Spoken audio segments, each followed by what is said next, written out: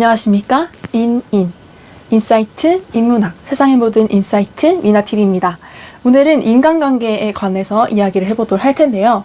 인간관계, 모든 사람들의 공통된 고민입니다. 여러분들도 한 번쯤은 나 자신의 인간관계에 관해서 고민하고 어떻게 하면 좋은 관계를 맺을 수 있을까에 관한 생각들에 한번 사로잡히신 적이 있으실 텐데요.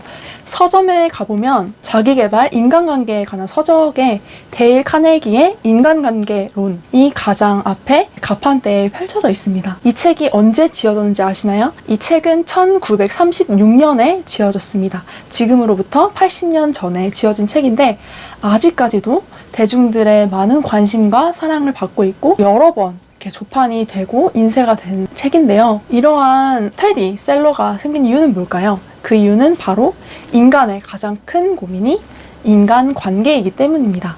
우리가 흔히 인싸라고 부르는 사람들 또한 인간관계에 대해서 정말로 많은 고민을 하고 있는데요.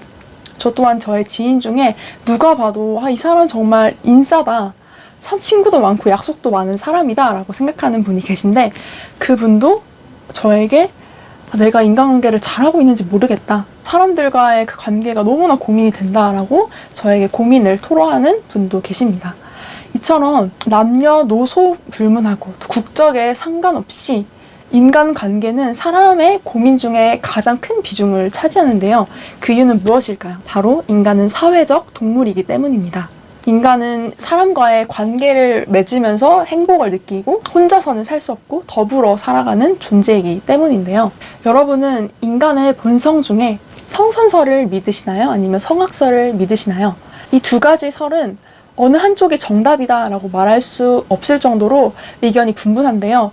앞으로도 그럴 것입니다. 인간의 본성이 악한지 선한지는 그 누구도 밝혀낼 수 없을 거예요. 많은 사람들의 의견이 다르겠지만 저는 인간의 본성을 성악설로 생각을 합니다. 악하다라고 생각을 하는데요. 그 이유는 최근에 인기리에 방영 중인 사이코지만 괜찮아 라는 드라마를 통해서 볼 수 있습니다. 아주 잘생긴 김수현 씨가 연기하는 문상태, 그리고 장애가 있는 그 형으로 나오는 오정세 씨가 아주 명연기를 펼치고 있는 상태. 그 형과 동생의 사이만 봐도 우리는 인간이 악하다는 것을 알 수 있어요. 그 이야기는 바로 그들의 어린 시절로 돌아가면 알 수 있습니다. 상태가 추운 겨울날 동생과 함께 장난을 치다가 상태가 물에 빠졌는데, 그걸 본 강태는 형이 있음으로써 자신이 형을 계속 돌봐야 하는 존재가 되기 때문에 강에 빠져버린 형을 버리고 자신 혼자 도망가려고 하죠. 그런데 마음 약하고 여린 강태는 차마 형을 버리지 못합니다. 형을 끝까지 지켜내야 하는 자신의 의무가 생각나서 상태를 다시 건지죠. 그리고 자신은 물에 빠집니다. 동생이 형을 살려줬음에도 불구하고 다시 살아난 상태는 그 동생을 보고 도망갑니다. 동생이 형을 구해줬음을 봤음에도 불구하고 어떤 이유에서인지 모르겠지만 그 인간의 어떤 악한 본성, 혈육이지만 서로가 있음으로써 뭔가 불편한 그러한 사이. 그렇기 때문에 형은 동생을 버리고 자신만 살겠다고 도망갑니다. 상태는 초등학생이었고 강태는 유치원생이었을 것 같은데, 그 어린 나이에도 이렇게 악한 본성을 가지고 서로가 살겠다고 도망을 가는 그런 모습을 보면서 인간이 정말로 악하다라는 생각을 다시 한번 했습니다. 여러분은 어떻게 생각하시나요? 저는 성악설을 믿기 때문에 사람에 대한 기대가 그렇게 많지 않습니다. 내가 아무리 친한 사이고 아무리 마음을 주는 사이여도 그 상대방에게 돌아오는 것들에 대한 기대가 사실 그렇게 많진 않아요. 이것을 워낙 어렸을 때부터 깨달아서 그런지 저 또한 관계에 대한 그렇게 큰 기대감이 없습니다.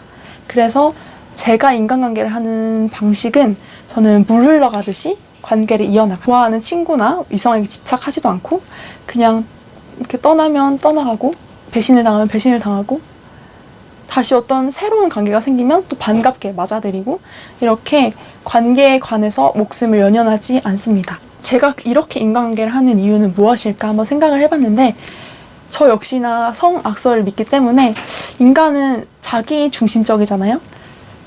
이기적인 면이 분명히 존재하기 때문에 자신에게 이익이 될 만한 관계를 찾아서 따라간다는 생각이 있어요. 그래서 저 역시나 다가오는 사람들을 생각을 했을 때 뭔가 나와 함께하면 이익이 있겠구나. 그 자그마한 것들도 뭔가 기분이 좋거나 그런 것들도 어쨌든 이익일 수 있잖아요.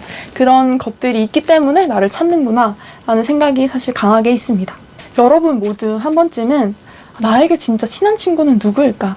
친한 친구란 무엇일까? 진정한 우정이란 무엇일까? 라는 고민을 한 번쯤은 해보셨을 텐데요. 저 역시나 이런 고민을 했었고, 또 제가 기간제 교사를 할 때 독서 교육 시간에 학생들에게 들려주었던 한 책이 있습니다. 바로 장자크 상페 씨가 지은 진정한 우정이라는 책인데요. 이 책을 읽으면 우정에 대한 생각을 한번 정립을 할 수가 있습니다. 이 책에서 정말 중요한 대목이 나오는데, 진정한 우정이란 오랜만에 만나도 편한 사이다 라는 말을 해요. 그리고 친구란 사람만 정의하는 것이 아니라 내가 좋아하는 책, 내가 좋아하는 음악, 그리고 내가 동경하는 대상, 그 모든 것들이 모두 나의 친구가 될 수 있다라고 폭넓게 정의를 하고 있습니다.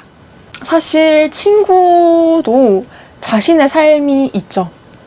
그것은 아마 나이가 들수록 더 커져갈 거예요. 특히 결혼을 하고 아이가 생기고 가정이 생기면 더욱더 나의 삶이 범위가 커지죠. 그래서 사실상 친구를 많이 생각할 시간은 나이가 들수록 적어지는 것 같습니다. 친구 나름의 삶에 있고 나도 나의 나름의 삶이 있기 때문에 저 역시나 이 장자크 상페 씨의 통찰에 깊은 공감을 했습니다. 진정한 친구란 오랜만에 만나도 정말 편한 사이.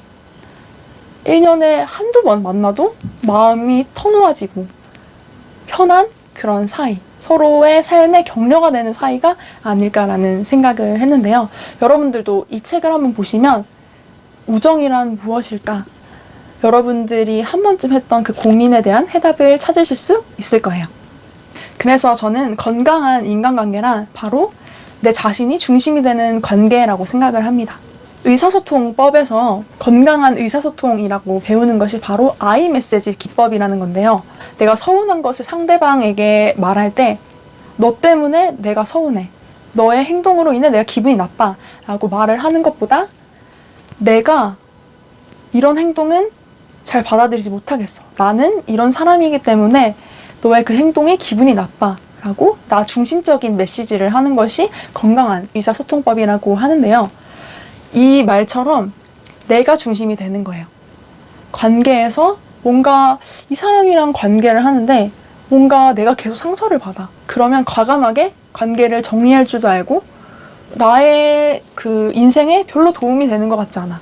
그 말은 나의 인생을 계속 갉아먹는 것 같아. 계속 뭔가를 요구하고 뭔가 내가 거절을 하지 못하겠고 그런 관계라면 정리를 할 줄 아는 것도 건강한 인간관계라는 생각이 듭니다. 내가 진짜 소중한 사람들, 나의 관점에서, 나의 그 우주 속에서 이 사람과 정말 관계를 하고 싶다, 좋은 관계를 이어나가고 싶다라는 사람들과 더 깊은 관계를 맺는 것이 건강한 인간관계 아닐까요? 왜냐하면 우리의 시간은 한정적이기 때문입니다. 네, 지금까지 인간관계에 관한 저의 생각, 그리고 여러 가지 콘텐츠를 통한 통찰들을 알아봤는데요. 네, 여기서 포인트는 인간관계에 관한 고민은 이 세상 모두가 하고 있다는 겁니다. 아무리 잘 나가는 탑스타, 인기 있는 인플루언서부터 혼자 자신을 왕따라고 생각하는 학생까지 그 너나 할 것 없이 모두가 갖고 있는 게 인간관계에 관한 고민이라는 것을 잊지 마시고 나는 왜 친구가 없을까? 나는 왜 혼자일까? 라는 고민에 절대 사로잡히지 마세요. 카카오톡을 조금만 펼쳐보다 보면 여러분들과 마음이 딱 맞는 소중한 관계를 찾으실 수 있을 것입니다. 이 영상을 시청하시는 분들 모두 좋은 인간관계로 삶을 아름답게 가꿔가셨으면 좋겠습니다. 지금까지 시청해주셔서 감사합니다.